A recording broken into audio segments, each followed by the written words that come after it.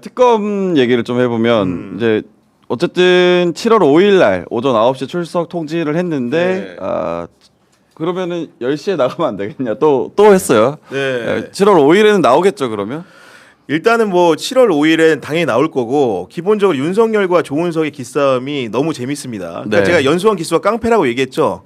그 윤석열은 23기, 네. 조은석은 19기입니다. 네. 뭐 나이가 어쨌든 간에 조은석이 기본적으로 검사 생활을 훨씬 더 오래 했고 그리고 윤석열보다 상위 지위에서 했기 때문에 나이는 어린데 기수는 높다. 뭐 여하간 그런 여러저러한 이유로 구수했으니까. 조은석이라는 사람이 윤석열한테 빚진 것도 없고 그렇기 때문에 이렇게 당당하게 할 수 있는 것 같고 지난번에 이제 지난주에도 토요일에 나왔잖아요. 그때도 이제 오전 9시에 나오니 많이 10시에 나오니 많이 하다가 기본적으로 윤석열의 청을 들어줬습니다. 그거는 10시에 나오라고 했던 거고 대신 다만 지하 주차장을 이용한다고 하니까 된다. 단칼에 잘랐죠. 네, 많다. 그럼 일단 장소에 대해서는 제약을 두고 출석을 시켰기 때문에 앞으로 지하 주차장 출석은 적어도 특검 나올 때는 없는 겁니다. 네. 일단 장소적 조건을 지난주에 제한을 하고 이번 주에는 시간 조건도 제한을 걸어버린 거죠. 네. 네가 자꾸 10시에 나온다고 하는데 집도 코앞인데 왜 10시에 나와야 되냐? 가까우니까 9시에 나와라. 정상적인 생활을 보여줘라. 이렇게 함으로써 이번에도 얄짤없이 9시에 나오라고 했기 때문에 윤석열이 여기서 미치지 않은 이상 10시에 나올 일은 없는 겁니다. 네. 그럼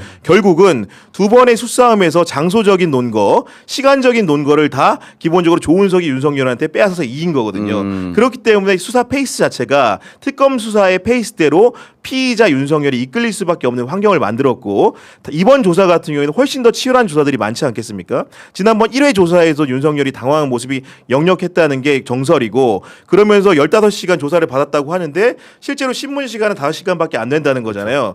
이번에는 훨씬 더 농밀하고 윤석열의 어떻게 보면 약점을 후벼 파는 증거들을 많이 제시할 거기 때문에 기본적으로 윤석열 이번 조사 받고도 또 한 번 굉장히 그로기 상태가 될 가능성이 높다고 저는 개인적으로 생각을 합니다. 저는 인상 깊은 게 이게 지금 지난번에 구경 기자 말한 대로 이 두 가지 특징이 있어요. 첫 번째는 토요일마다 부릅니다 지금. 예, 주말에 부르죠. 평일에 안 부르고.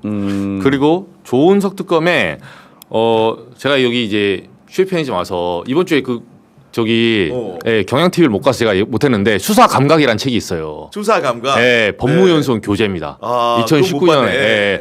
그 아마 여기 나오는 패널 중에 저만 읽었을걸요? 네. 비매품이다 비매품. 네, 제가 3회도 가고 와서 아무튼 400페이지짜리 수사감각 책이 없어서 제가 스캔 떴어요. 네, 다음 주에 제가 가서 풀어드릴게요. 네. 밖에서. 근데 거기 보면 무슨 말이 나오냐면 제가 조은석 특검의 이제 스타일을 그 책을 통해서 읽었거든요. 근데 거기 보면 이 사자성어 그러니까 자기가 그 서두에 써놔요. 병서를 탐독하는 게 취미라고. 손자병법. 그래서 손자병법에 36개가 설명이 돼 있어. 네, 그래서 사자성어로 뭐 법부라기, 뭐 미증유생, 뭐 여러 가지가 있어요. 그래서 제가 보면서 느낀 게 뭐냐면 이 수사감각은 본인이 이제 팽당해가지고 놀면서 정말로 자기 글로 쓰신 것 같아요. 제가 보니까. 왜? 문체가 만연체야. 네, 검찰 특유의 원래 그 출판사에서 교육을 해주면 단문체로 가거든요. 맞아요. 네, 그래서 제가 이 책을 보면서 진짜 이 사람이 가슴으로 썼구나. 근데 오늘 제가 이 얘기를 왜 하냐면. 제가 윤석열 요거 잡는 거 보고 그러니까 지난번에 10시 양보했죠. 이번엔 양보 안 하잖아요. 그 책에 나와요. 무슨 내용이냐? 이 전략이 나오나요? 나옵니다. 그러니까 제가 그 책을 보면서 좀 중요한 부분을 좀 기록을 해놨었는데 저는 보면서 한편으로 생각했어요. 이 수사 감각이 아니라 예를 들면 제목을 가렸잖아요. 네. 만약에 제목을 가리고 이 책을 읽었다면 윤석열? 예를 들면 그러니까 수사 감각의 책을 조은석 특검이 안 썼다는 전제하에 저자를 모른 채로 제가 책을 읽었잖아요. 저는 정말 저자가 나쁜 놈이라 생각했을 거야. 왜? 정말 사기꾼 같은 짓을 많이 써놓거든. 어떻게 사람 머리 위에 이렇게 놓으려고 하지? 네, 사람이 심리를 읽고 허를 찌르고 뭐 교토 삼굴 이렇게 구를 3개 파놓고 그러니까 좀 어떻게 보면 이종격 투기 같은 거 복싱 보면 앞에 잽을 던지는 거야. 첫 타 잽은 이 사람 움찔하게 스텝을 이동시키는 거지 스트레이트가 아니에요. 근데 다 계산돼 있는데 손자병법 중에 이런 문구가 있더라고요. 제가 이제 그 한 페이지 중에 제목은 생각이 안 나는데 이분이 한 번 썼던 그러니까 한 번 전장에서 승리했던 병법 있죠. 그건 2번 다시 쓰면 안 된다. 네. 그러니까 지금 처음에 주차장 장소를 양보했잖아요. 네. 근데 시간은 들어준 거야. 그러니까 윤석열은 거기서 이거 받아준 것 같아. 미니가 되네. 반은 이겼네. 네. 하지만 조은석 특검은 여기까지는 시간 그래도 한번 네가 시간 하니까 이제 언론 플레이 한번 한 것 같아요. 제가 봤을 때 약간 우리가 이게 편의를 봐주고 있다. 윤석열에게 편의를 봐주면서 한 칸 뒤로 물러나 준 거예요. 일부러. 사실 9시나 10시나 이게 큰 차이도 아니지만 윤석열에게는 그 1시간이 뭐가 중요하냐면 내가 지금 관철하고 있다는 걸 보여주는 거예요. 나의 지지자들에게 여러분 난동 부려라. 앞에 와서 현수막 펼쳐라. 내가 다음에는 이러다 오후 3시에 나가겠다. 1시간씩 미룰 수도 있는 거거든. 그래서 그 아이들 양육법은 원래 보면 초장에 잡아야 되는 게 있어요. 네. 뭐 사탕 밥 먹기 전에 사탕 먹는다. 그러면 타협을 안 되게 딱 잘라야 되는 게 있는데 이게 사람마다 다르거든요. 근데 윤석열을 다룰 줄 아는 것 같아요. 그 병법이 제가 그 책에서 이게 생각이 나더라고요. 그래서 앞에 썼던 거 한 번 봐줬잖아요. 네. 이분은 생각하고 두 번째는 안 봐주는 거예요 지금. 아니 그리고 조은석 같은 경우에 그냥 이게 뭐 단편적인 얘기긴 합니다만은 조은석이 이제 고려대 법대를 나왔습니다. 근데 네. 조은석하고 봉욱 민정수석 공통점이 있어요. 뭔지 아십니까 혹시? 아 봉욱 예, 수석. 모르시죠? 기수? 봉욱 수석 같은 경우 그 기수 연수원 아. 기수가 동기인데 그게 네. 어떤 거냐면은 서로 대학이 다르잖아요. 네 그렇죠. 봉욱은 고대. 서울대 법대를 나왔고 그다음 그렇죠. 조은석은 고대 법대를 나왔는데 네. 두 분의 공통점은 그 대학 4학년 재학 중에 사법 시험을 붙은 겁니다. 그러니까 사실은 이제 수제네요. 그 기본적으로 그 아. 검사나 판사나 인관할 때 연수원 성적도 보고 사시 성적도 보게 되고 여러 가지 소년 등과 여부도 따지게 되는데 법조의 관행상 그렇습니다. 기본적으로 이 두 사람은 소년 급제를 한 사람들이에요.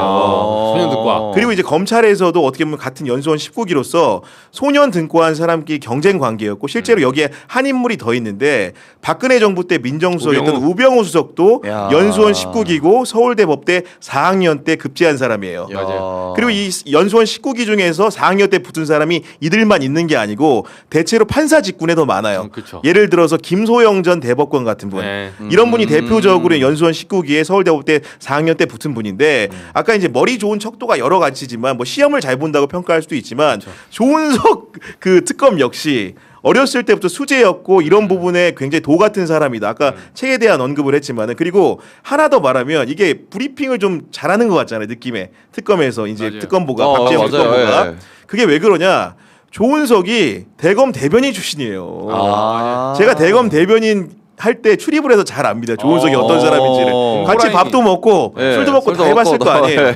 기본적으로 기자가 느끼기에도 뭐 이런 표현이 좀 예. 저질스럽지만 머리가 팍팍 돌아갑니다. 그냥. 요새도 전화 받아요? 부기자님 전화. 그러니까 요즘 같은 경우에 제가 뭐 노코멘트 하겠습니다. 맞네, 맞네. 아, 아니, 이거 대박이네. 받아주시네. 저는 업무 수행을 하는데 제가 전화드리지 않죠. 결례를 범하지 않습니다. 저는 네. 중요한 중대 업무를 수행하는데 네. 제가 이제 영향을 끼치면 안 되기 때문에 그렇게 하지 않지만 여하간 조은석 특검이라는 분은 대검 대변인을 해서 언론 감각도 있고 좋아요. 언론 감각이라는 것은 기본적으로 정보 감각을 배태하는 겁니다. 그런 사람이라는 것을 알게 되면 조은석이 윤석열을 손바닥에 놓고 노는 느낌을 두는 것은 기본적으로 윤석열이 안 해본 것은 어떻게 보면 대변인 같은 건 또 안 해봤어요. 그렇죠. 윤석열은 특수부 검사만 했기 때문에 언론을 자기가 소나기에 쥐고 논다고 생각했는데 맞아요. 언론이라는 것은 그의 정보가 필요했던 것이지 실제로 그가 유려하게 춤을 춰서 우리가 같이 보조를 맞춰준 게 아니거든요. 그렇죠. 근데 조은석은 스텝 조직에서 대변인 업무를 하면서 맞아요. 기자들과 함께 탱고를 추는 법을 배운 사람이야. 어. 그러니까 윤석열이 언론을 이용하는 것과 조은석이 언론을 이용하는 것은 하늘과 땅 차이일 수밖에 없는 맞아요. 겁니다. 이게. 아, 그래서 그렇게 중간에 네. 계속 나와가지고 실시간으로 그 수사 상황 그렇죠. 얘기해주고 네. 속보 계속 나오고 그럼요. 이걸 완전히 잘 아시는 분이군요. 옛날 스타일로 확실히 잘하기 때문에 이렇게 윤석열이 지금 어떻게 힘도 못 써보고 당하는 겁니다 지금. 네. 어.